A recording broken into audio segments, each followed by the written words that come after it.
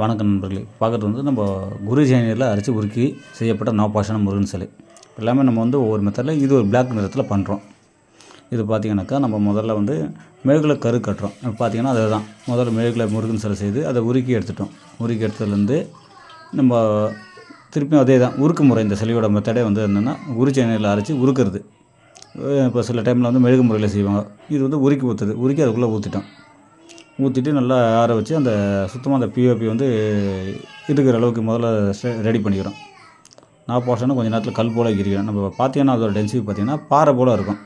கத்தி வச்சு நம்ம சுரணம் எல்லாமே நல்லா அந்த சவுண்டு ஓசை பார்த்திங்கன்னா நல்லா கலின்னு ஓசை வரும். பயிரம் போல் அந்த அமைப்புன்ற மாதிரி சித்தர்கள் சொல்கிற மாதிரி அது போல் பண்ணது. இது போல் நம்ம வந்து இந்த நிறம் வந்து பிளாக் கலர். இன்னொன்று நம்ம மற்ற ஆய்வில் வந்து மரகத நிறத்தையும் ஆய்வு போயிட்டுருக்கு. இது நம்ம ஒரு ஆசிரமத்துக்கு இப்போ செய்து கொடுத்தோம். இடம் பார்த்திங்கன்னா குறைஞ்சது பார்த்திங்கன்னா 2 கிலோலேருந்து 3 கிலோ. இது பீடத்தோடு சேர்த்திங்கன்னா ஒரு 4 கிலோ வரும். இப்போ நம்ம பாதி அமைப்பு தான் பண்ணிடுவோம். பீடம் வந்து அட்டாச் பண்ணணும். இது முதல் ஸ்டெப். இதோட வெயிட் பார்த்திங்கன்னா 3 கிலோ. நல்லா வந்து இரும்பு போல் இருக்கும். சிலையோட தூக்கி கையில் எடுத்தாவே அந்தளவு அடர்த்தியும் நம்ம கத்தி இறக்குனாலே இறங்காது. நல்லா அந்த வெங்கலம் போல் ஒரு ஓசை வரும் தட்டினாக்கா. அந்தளவுக்கு பண்ணியிருக்கோம்.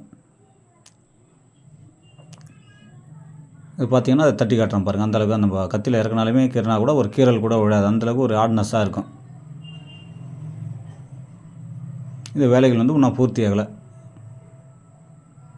இதை முழுசாக நல்லா அந்த பீஸுக்கெல்லாம் நல்லா சுரண்டி நல்லா கிளியர் சொல்ல முக அமைப்பு வந்து செதுக்கணும். இது வந்து நம்ம எப்போவுமே கையில் தான் செய்கிறது.